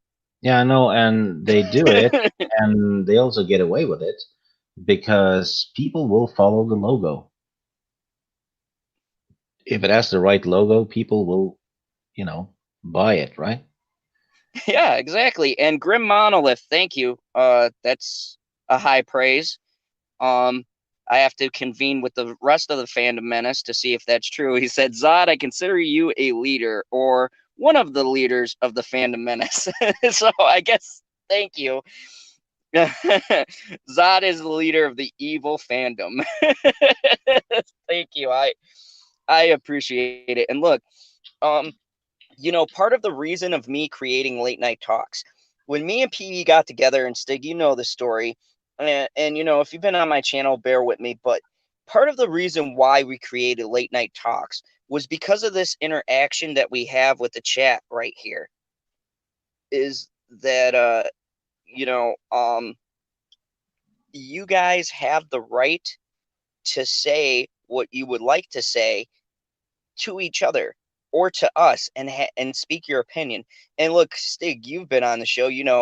People have ripped on me in the chat. The panel has ripped on me. I don't get offended. I don't take it to heart, because I created this so that people can have a fun time, that people have a place to vent their opinions, so that we can answer them, so we can talk to them. Because that's the problem that we have, Stig, is that people aren't um they aren't being able to say what they would like to say, and if you do, you're being attacked for it. And that's our big problem with that the media doesn't seem to get, is that these guys attacked us first. We were just saying, hey, we're not really happy with the direction that you went in. We don't like what you did with these characters. We're voicing our disapproval, and yet we got met with so much hate for just having an opinion. Yeah. It's quite it boggles my mind. It boggles my mind. So Stig, let me ask you a question. Have you ever played Doom? Yeah. Oh, well, buddy, would you like to hear a great article on Doom? On the original? No, the new Doom coming out. I didn't like the previous one. I only like the original. I'm old. Well, I'll read this for those youngsters who might be interested in this, and then you give me your opinion, because this Doom, like everything else in this era, is coming under attack based on its violence. Which, that happened in the 90s too. yeah, I mean, this Yeah. is folks, just to be clear, this is nothing new. No. Video games are different. They've always come under fire from parents. I mean, fuck, even senators got involved in the 90s. But I'm going to read an article from PC Gamer about the new Doom Eternal. They say Doom Eternal is a relentless assault of ferocious ultraviolence. Fast, brutal, and metal as hell. This is the most gleeful maniac FPS since 2011's Bulletstorm. Doom Bulletstorm Eternal. was fun though. It wasn't ultra violent. It was, I don't know, it felt like the humor of Firefly in I in a shooter. yeah, I could agree with that. I caught a lot of Malcolm Reynolds there. Yeah. Doom Eternal is exhausting. After playing 3 hours, I felt like my nervous system needed a vacation. Any good first-person shooter demands something from your reflexes, learning how to land headshots and juggling guns while dodging incoming fire. And that's basically just learning how to breathe in Doom Eternal. Properly operating your entire body and staying alive is a whole lot harder. Doom Eternal on Ultraviolence is hard difficulty. It's the most stressed I've ever been playing a game in a long time, because almost every fight had me feeling like I was on the rigid edge. It's been a couple of years since I've played ID Software's 2016 Doom, the surprisingly great reboot to that Eternal is following up on. But I don't remember feeling like this. Doom was fast, rabid, and satisfying in its brutality and the ways it's encouraged aggression to stay alive. You had to perform melee glory kills to wrench life refilling power ups from your enemies. And you had to pull out the chainsaw at key moments to turn an enemy into a geyser of blood for ammo refills. Eternal starts at a level of intensity Doom may have reached towards the end. The sequel gives you those basic tools in the first 5 minutes and then keeps layering on more in the first 3 hours and likely beyond. Honestly, it's overwhelming, but Eternal's goal here is is to essentially give you access to superpowers and then force you to learn how to use them instinctively or you die. It's definitely following the Crank High Voltage playbook on how to make a sequel. Uh, at least on hard, all the enemies except the shambling fodder move fast and aggressive and can tear you into pieces in seconds, which means consistently close range and to get melee glory kills that restore health and become second nature. But it's hard enough to keep you alive for long. The biggest source of tension for me was remembering how to use each new cooldown ability Eternal introduces, while also monitoring my weapons and swapping between weapons as needed. There's now a grenade that can be used to soften up a group of enemies, and later you can swap it up for a cryo grenade that freezes them instead. Heavier demons have weak spots that the grenade can help you destroy, robbing them of major damage potential or even opening them up for glory kills. If you don't ever remember using a grenade when it's off cooldown, you're probably dead because Doom Eternal throws a lot of enemies at you at once. There's a dash move now that you can use twice in a row. If you don't use it consistently, you're probably dead because Doom Eternal's enemies are far more aggressive and they're fast. More than once, I embarrassed myself by missing shotgun blasts on imps that leapt in circles around me faster than I could track them. There's a flame belch which sets enemies on fire, and while they're on fire, you can shoot them to get armor pickups in the same way that glory kills help you. If you don't remember how to use the flame belch consistently, you're definitely dead. The armor is essential. Then there's your actual weapon staples like the shotgun, heavy cannon, a plasma rifle. Each have mods that can save your ass in the right situation. One time, I vented the built-up heat in my plasma rifle to blast out a shockwave to save me from a Hell Knight who was getting ready to knock my head off.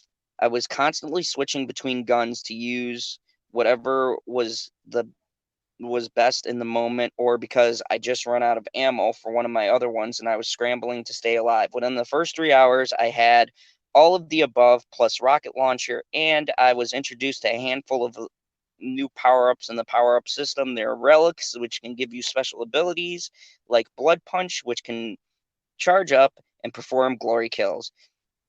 It gives you your punch an extra area effect that deals a lot more damage. So, can One Punch Man your way through a crowd? There's an upgrade system for these relics. There is also a suit upgrade point, which you can spend to enhance, like vacuum power-ups in from further away or lowering ability cooldowns. And you can upgrade weapon mods, leading into a fully decked out gun that can do some kind of special power boost kill. It's a lot. Eternal doesn't hesitate to throw all these systems at you in the first 3 hours in a sadistic juggle instructor lobbying live chainsaws at you. It's bold, not the way most AAA video games would do it. And I admire the uh, trapeze, even if a smoother ramp up would have been more pleasant. You can feel how eager ID's designers were to give you everything rather than slowly retell the origin of becoming the Doom guy. In some games, obtaining these guns and upgrades is the fun. The reward loop is what keeps you in the game running about. Doom Eternal hands over all its treasures casually because its reward is walking straight into hell to rip and tear. The few times I came out of a fight in Doom Eternal without coming close to dying, I felt really smart. It meant I'd done a good job dodging, aiming, landing headshots, and aggressively using glory kills to keep my health up. But more importantly, it meant I actually managed to execute on something uh, approximating a plan. Like, okay, I'm going to shoot a grenade into a Cadcos mouth first, which let me kill him, and then melee finish. Then I'll flame belch a crowd, pick up some armor as I can, and switch to my shotgun, keep running forward without stopping, and put some distance between me and my mob. There's a Revenant too, so I better shoot off some missiles, so he's less of a threat. This all happens super fast. It's a mix of instincts in the moment planning, which is what makes Doom Eternal so exhausting. Your situational awareness has to be running on overdrive at all times. It's fun and absolutely not relaxing. So what do you think about the way that this is being presented? Well, sounds like a shooter game, right? Yeah, Um, I mean, it sounds very fast paced from the beginning. yeah. Um, I don't know. I I still have a fondness for the original game, but the newer ones just never hooked me for some reason. I don't know why. And I'm not saying they're bad games at all. I'm sure they're fantastic, but it's I don't know. Didn't it didn't interest me that much. Yeah, and the thing is with these new games, I think and this is the one thing that makes me leery, and maybe it's because I come from an older style of play, but with the new games, there's a lot to juggle, and like I don't know, on a PC, it seems like it would be a lot as far as like hotkeys and things that you have to switch between as you're playing. Yeah. If you're into the old games, like Duke Nukem and stuff, there was a Yeah. new game in that engine released just before Christmas, I think, called Ion Fury. It's made Ooh. by the people who made Duke Nukem, and it has a female protagonist who is awesome. It's a cyborg lady. It's full of one-liners, and it plays like Duke Nukem and all those other games. It uses an updated version of the engine. You can get it on Steam and GOG and stuff like that.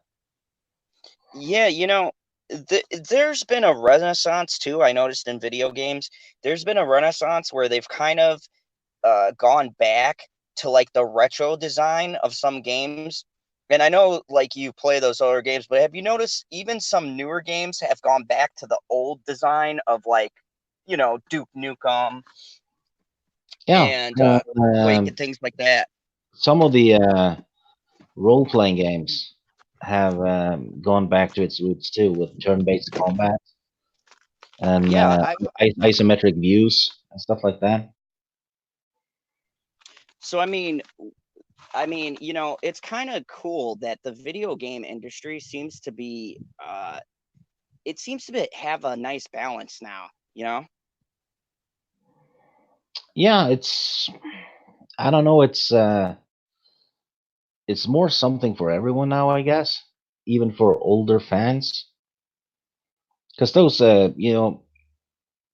remember those point and click adventure games that were big in the 90s and 80s? Oh You yeah. know, yeah, Monkey Island and Space Quest and stuff like that. Those are coming back too.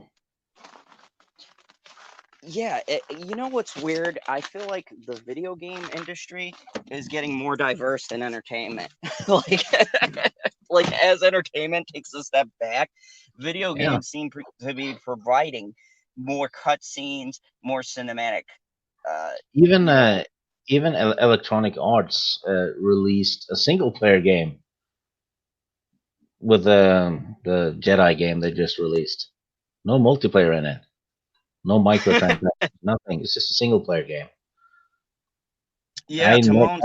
I never thought that would happen again, but it did. Yeah, Timon Flip says Sam and Max. Oh yeah. Grim Audible says let's boot up King's Quest. Yeah. Holy You know, shit. I actually collect those old big boxes. The original boxes for the games, right? Yeah. Oh Um, yeah. I have almost all the King's Quest games. Just missing two of them. Oh wow. How did you track them down? eBay and people selling them privately, and old friends just giving them to me. I have a bunch. I actually have an original Doom 2 box as well. Oh man, that Doom 2. Oh, great stuff. Yeah. You know, here's the thing, Stig. I love the old games, and I also love the new games too. And I'll tell you why. I've played these new games, right? Like I love God of War. I played the new God of War, and like I feel like playing that game, I watched more of a movie than when I go to the cinema Yeah. to go and do a review. It's like, man, the detail and the way the story are. I'm like, I'm sitting here like playing this. Like, why can't we get these writers to make movies? Yeah, but to be fair, a movie only has 2 hours to tell a story, while a video game has 40 hours or something.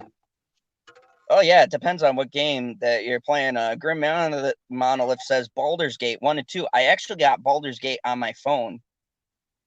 Yeah, I Baldur's Gate is downloaded both. awesome.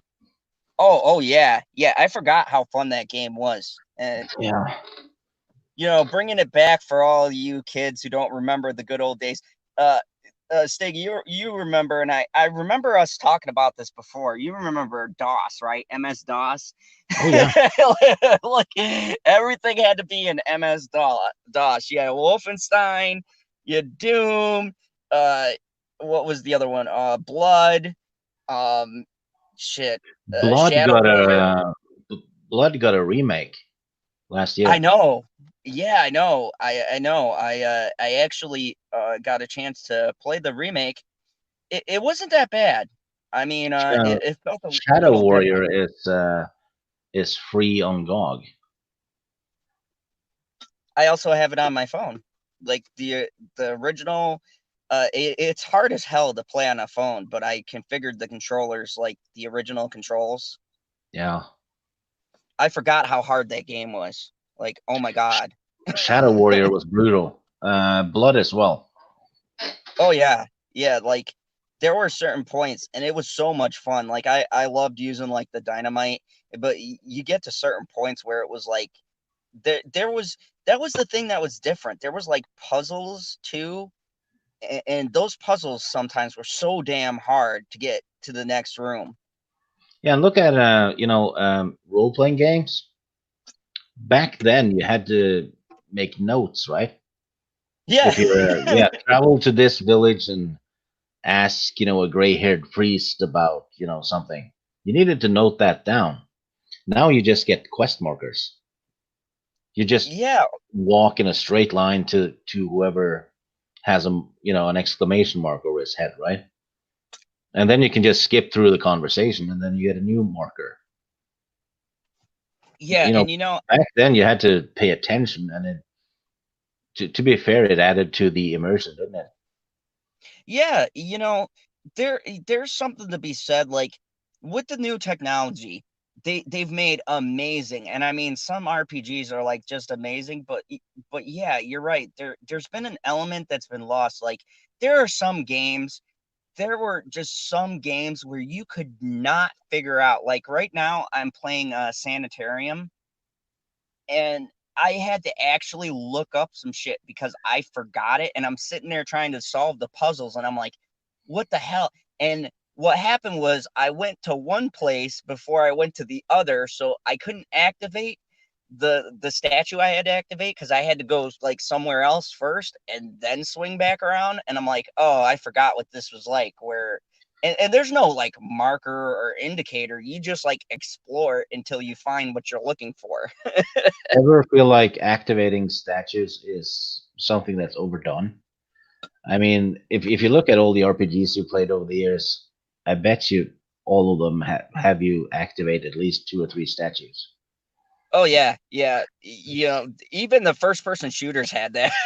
Yeah, it's Or a really picture overdone. or And uh how the hell does that work? Activating a statue, if you think of it from a practical point of view, I don't know. I always think you just like click it, those right, whole and then it happens. But what's the character actually doing? see, but that's the advantage that technology has because they can do a cutscene now where back in the day you look at it and they just like click something and then you find the thing and it's like, well, fuck? And you walk past the statue like 15 times before you found it. Yeah.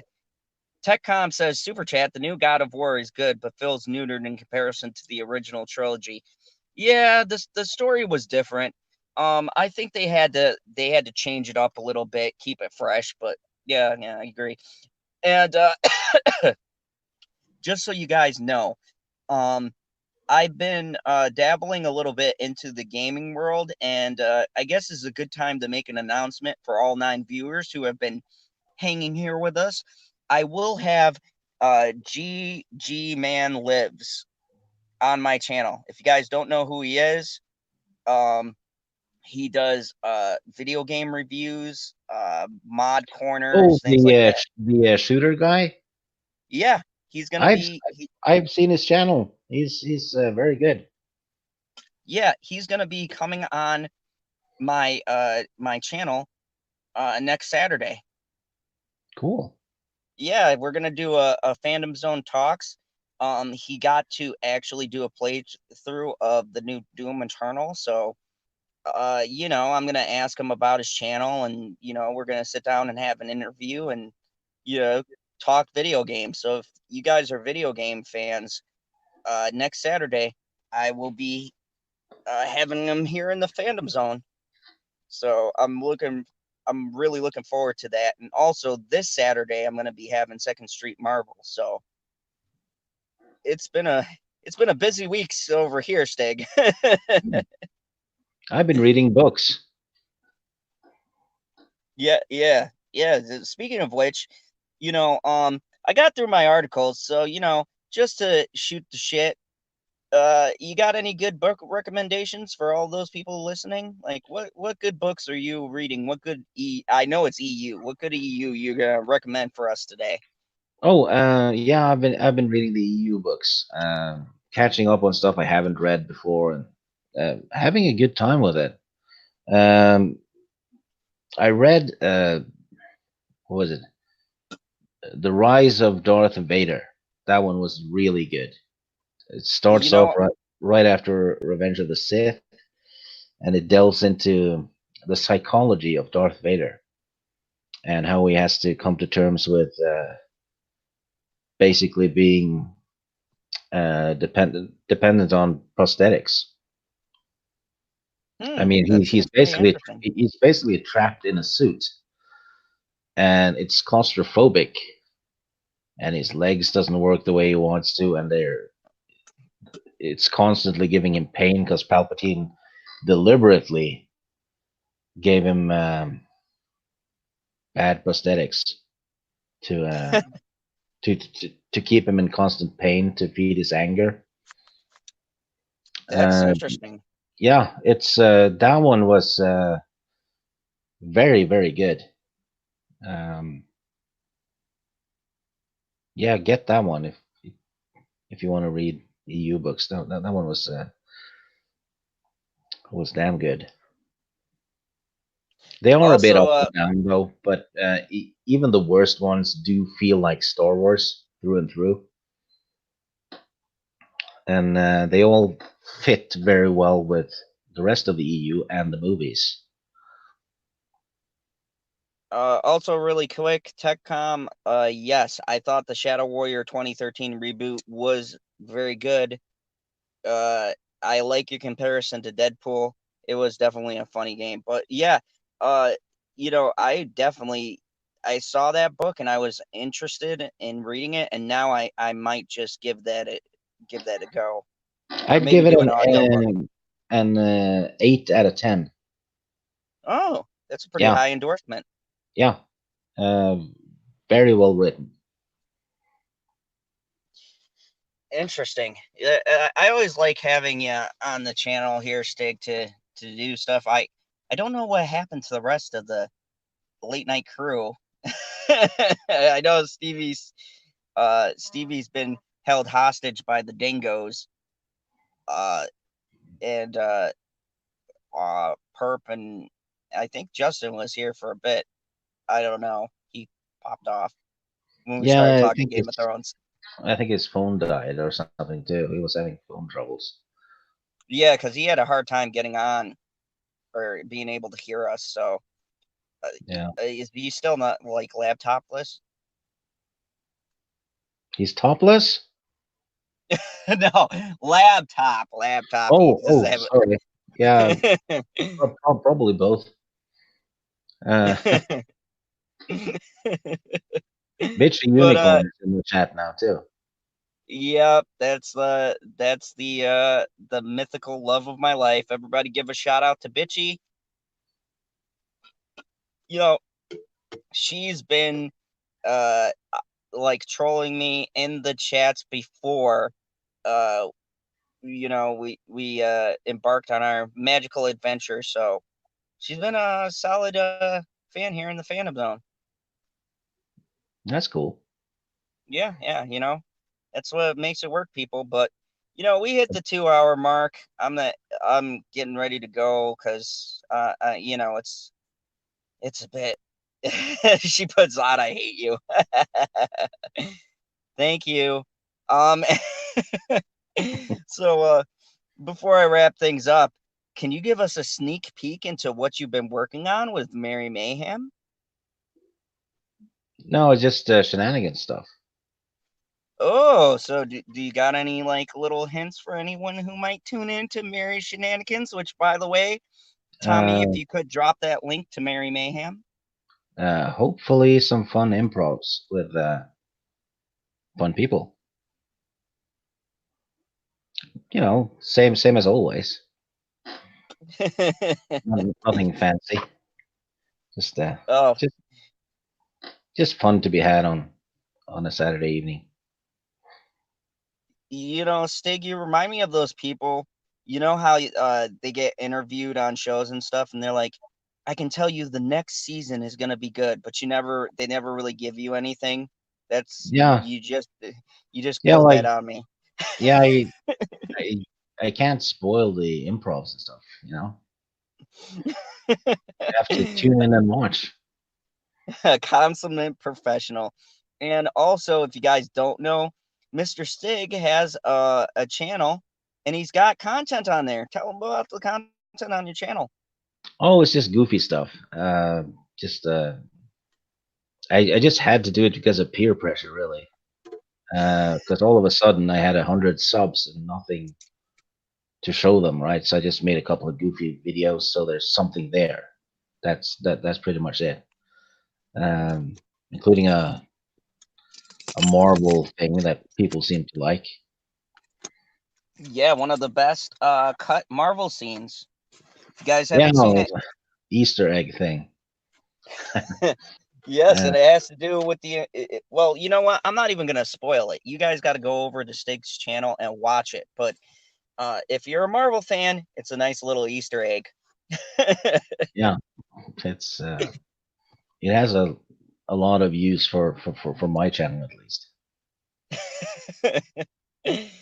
And of course, you guys have been here on the Fandom Zone. Thank you very much for uh, tuning in.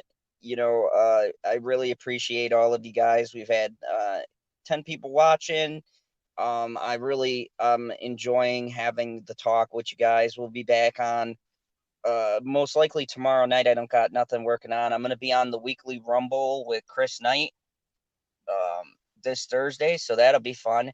And I've got some more reviews coming out. I'm gonna have a review out on American Horror Story Apocalypse and another Von Treu's film. If you guys saw my review for The House That Jack Built, I'm going to be doing a review on Antichrist, which is another controversial film that he made, and it's Is really it good. is it the one with Willem Dafoe? Yes, I'm going to. I've seen that one. It's disturbing. Yes, it is, and I'm also going to give you a review on it and tell you why I think it's one of the most astonishing films I've seen. So definitely want to tune in for that because I'm going to break it down. And this Saturday, I'm going to have Second Street Marvel here on the channel. So it'll be 4 p.m. Central Time. I'm going to interview him. We're going to talk about his channel, how he got started, things like that. Maybe talk about some comic book stuff. some Marvel stuff if you guys are fans of that. And then the next Saturday, I'm going to have GG Man Lives. And I'm really looking forward to that interview for all of you hardcore gamers out there or people who like video gaming.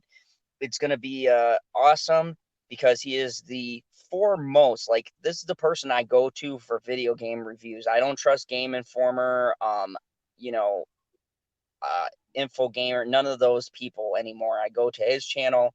He gives a great in-depth analysis on the game.